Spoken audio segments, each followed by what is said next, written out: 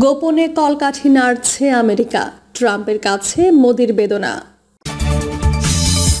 এবং সর্বশেষ জানাবো, বিএনপিকে কি কেউ ভুল বোঝাচ্ছে? এতক্ষণ শুনছিলেন সংবাদ শিরোনাম, এবার বিস্তারিত।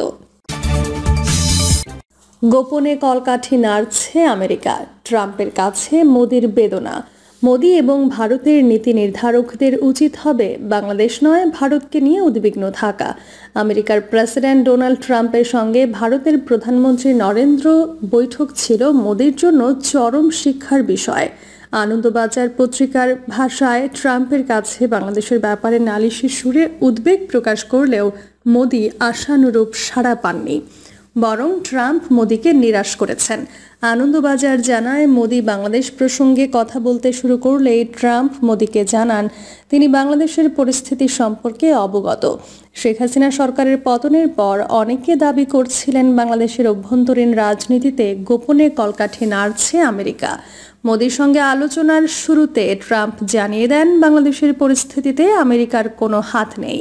ট্রাম্পকে উদ্ধৃত করে পত্রিকাটি আরও জানায়, দীর্ঘদিন ধরে ভারতের প্রধানমন্ত্রী এই সমস্যার সমাধানের চেষ্টা করছেন। বহু বছর ধরে এই চেষ্টা চলছে। আমি এই সংক্রান্ত খবরাখবর পড়েছি, তবে বাংলাদেশের ব্যাপারটা আমি মোদির ওপর ছেড়ে দিতে চাই। ট্রাম্পের এমন স্বপ্রণোদিত জবাবের পরও আনন্দবাজার পত্রিকার মন্তব্য, এর মানে এই নয় বাংলাদেশের বিষয়টি পুরোপুরি ভারতের ওপর ছেড়ে দিয়েছেন ট্রাম্প। অর্থাৎ ট্রাম্প বাংলাদেশের ওপর ভারতকে কর্তৃত্ব করার দায়িত্ব ছেড়ে দেননি।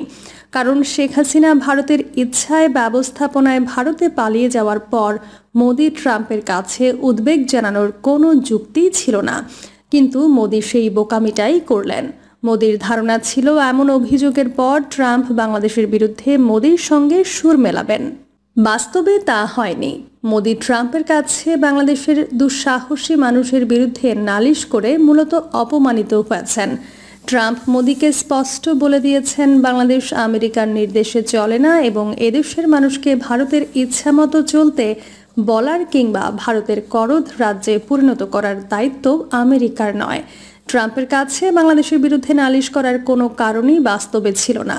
মোদির বেদনা হচ্ছে, শেখ হাসিনাকে ক্ষমতায় রাখার বিনিময়ে বাংলাদেশকে ভারতভুক্ত করার প্রক্রিয়া পুরোপুরি বন্ধ হয়ে গেছে।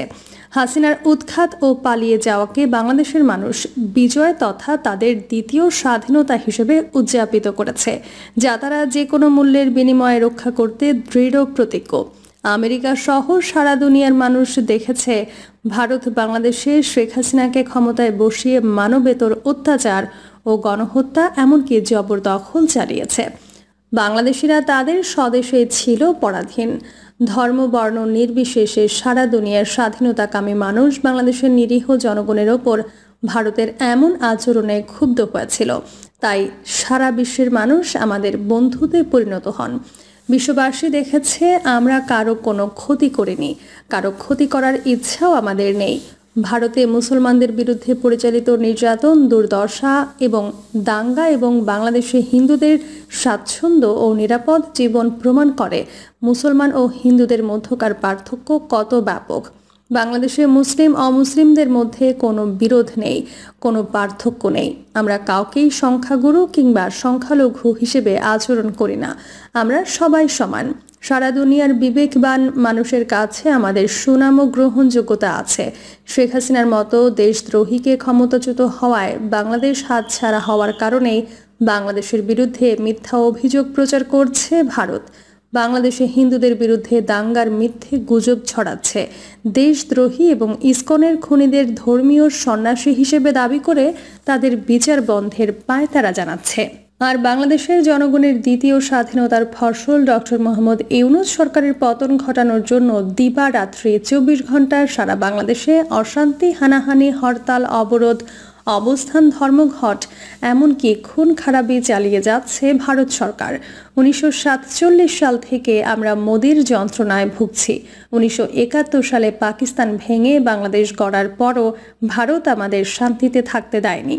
2009 সালে শেখ হাসিনার মতো রক্তপিপাসু অনির্বাচিত ফ্যাসিস্ট স্বৈরাচারী একনায়কতান্ত্রিক সরকারকে ক্ষমতায় বসিয়ে বাংলাদেশে রক্তের বন্যা বইয়ে দেয়।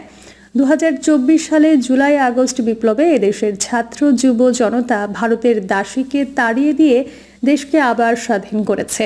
সারা বিশ্বের মানুষ দেখেছে ভুয়া পরাশক্তি ভারতের ভয়ে আমরা ভীত নই।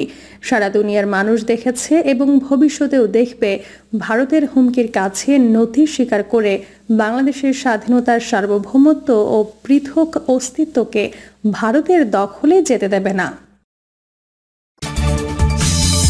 বিএনপিকে কি কেউ ভুল বোঝাচ্ছে? দীর্ঘদিন আন্দোলন সংগ্রাম জেল জুলুমের মধ্য দিয়ে আজকে একটি অবস্থানে পৌঁছেছে বাংলাদেশ জাতীয়তাবাদী দল বিএনপি। বিগত 16 বছরে দলটির নেতাকর্মীদের দমিয়ে রাখতে আওয়ামী লীগ সরকার এমন কোনো নির্যাতন নেই যা করেনি। নানা চড়াই উতরাই পাড়ি দিতে হয়েছে দলটির নেতাকর্মীদের। গত বছর 5 আগস্ট আওয়ামী লীগ সরকারের পতনের পর নির্যাতিত বিএনপির কিছু নেতাকর্মীর মধ্যে ভিন্ন চিত্র লক্ষ্য করা যাচ্ছে। তাদের অনেকের আচরণ বিগত দিনের নির্যাতনকারীদের মতো। দলের হাইকমান্ড থেকে এই বিষয়ে বারবার সতর্ক করা হলেও কতিপয় নেতাকর্মীর তেমন পরিবর্তন দেখা যাচ্ছে না। নির্বাচনমুখী দলটি অন্তর্বর্তীকালীন সরকারকে নানাভাবে সহায়তা করলেও কিছু ক্ষেত্রে সমালোচনা জারি রেখেছে। অবশ্যই এটা গণতন্ত্রের সৌন্দর্য, কিন্তু সৌন্দর্য নষ্ট হয় তখন যখন মিথ্যা বা ভুল বিষয়ের সমালোচনা বা প্রচারণা চালানো হয়। মিথ্যা প্রচারণায় জনগণ মুখ ফিরিয়ে নেয়, জনতার হাসির খোরাক যোগায়। রমজানে দ্রব্যমূল্য নিয়ে সম্প্রতি বিএনপির মিডিয়া সেলের অফিসিয়াল পেজ থেকে একটি কার্ড শেয়ার করা হয়েছে, যেখানে লেখা বেসামাল নিত্যপণ্যের বাজার। দাবি করা হয়েছে লেবুর হালি 200 টাকা। দ্রব্যমূল্য বৃদ্ধির প্রতিবাদ করায় এই প্রথম জনগণের কাছে কোনো দল হাসির পাত্র হলো, কারণ তথ্যটি যথাযথ নয়। তাদের পোস্টের কমেন্ট বক্সে জনগণ তার উত্তর দিয়েছেন। 30 থেকে 80 টাকা হালিতে লেবু পাওয়া যাচ্ছে, এমনটা দাবি করে অনেকে বিএনপিকে ভর্ৎসনা করেছেন। বিএনপির এমন বিভ্রান্তিকর তথ্য জনগণ ভালোভাবে নেয়নি, তা পোস্টের প্রতিক্রিয়া দেখে বোঝা যায়। পোস্টটিতে এখন পর্যন্ত 34,000 প্রতিক্রিয়া পড়েছে, যার মধ্যে 28,000 হাহা। অনেকে মজার ছলে বলছেন, বিএনপিকে ভুল বোঝাচ্ছে কে? দেশের দ্রব্যমূল্যের ঊর্ধ্বগতি দীর্ঘদিন হলো। দ্রব্যমূল্যের লাগাম টানতে এই সরকারের অনেক ব্যর্থতা আছে। তবে এবার রমজানে অনেক কিছুর দামই আগের চেয়ে কিছুটা কম, কিন্তু সবচেয়ে বেশি হাহাকার ভোজ্য তেলে। তেলের বাজার বিগত 6 মাসে নিয়ন্ত্রণ করতে পারেনি সরকার। সিন্ডিকেট করে আটকে রেখেছেন ব্যবসায়ীরা। বাজারে ভোজ্য তেল নেই বললেই চলে, কিছু জায়গায় পাওয়া গেলেও দাম প্রায় 1.5 গুণ। বাজারের কিছু সিন্ডিকেট ভাঙতে পারেনি এই সরকার, এর ব্যর্থতা তাদের নিতে হবে। এসব নিয়ে সমালোচনা হতেই পারে, আর যৌক্তিক সমালোচনা গণতন্ত্রকে সুন্দর করে তোলে। তবে সমালোচনা যদি অযৌক্তিক হয় এবং সেখানে যদি বা কিন্তু থাকে, তখনই সমস্যা তৈরি হয়। রমজানের বাজার দর নিয়ে প্রথম আলোর করা প্রতিবেদন অনুযায়ী সপ্তাহ 2 আগে ঢাকার বাজার থেকে 1 হালি লেবু আকার ভেদে 20 থেকে 40 টাকায় কেনা যেত। রমজান শুরুর আগের দিন ঢাকার 4টি বাজার ঘুরে দেখা গেছে লেবু বিক্রি হচ্ছে হালি প্রতি 50 থেকে 80 টাকা দরে। লেবুর দাম বেড়েছে শসা, লম্বা বেগুন এবং দেশি বিদেশি বিভিন্ন ফলের। নিত্যপণ্যের মধ্যে চিনি, ছোলা, পেঁয়াজ, আলু, আটা ইত্যাদির দাম স্থিতিশীল আছে। বিশেষ করে মৌসুমের কারণে পেঁয়াজ ও আলুর দাম অনেকটাই কম। চিনির সরবরাহ ভালো, দাম বাড়েনি, বরং গত বছরের তুলনায় দাম এবার কম। তবে সংকট চলছে বোতলজাত সয়াবিন তেলের। এই সুযোগে খোলা তেলের দাম নির্ধারিত দরের চেয়ে লিটারে 28 থেকে 33 টাকা বেশি দিতে হচ্ছে ক্রেতাদের। চাল ও ডালের দাম আগে থেকে চড়া। মাছ মাংসের বাজারেও স্বস্তি নেই। সম্প্রতি আরেকটি বিষয় ভুলভাবে উপস্থাপন করেছে বিএনপি। অবশ্য সেই ভুলের বিষয়ে দুঃখ প্রকাশ করেছে দলটি।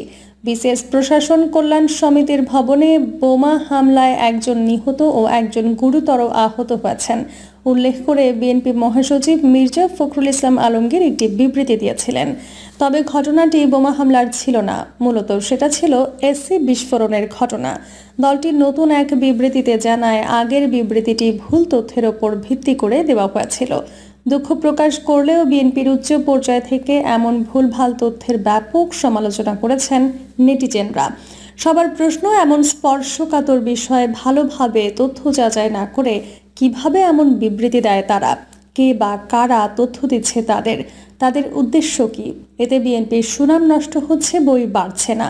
ভবিষ্যতে দেশকে একটি স্থিতিশীল জায়গায় নিতে বিএনপিকে অবদান রাখতে হবে।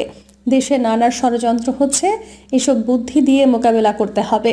যতদিন না নির্বাচন হচ্ছে ততদিন এই সরকারকে সহায়তা করা বিএনপির জন্য উত্তম।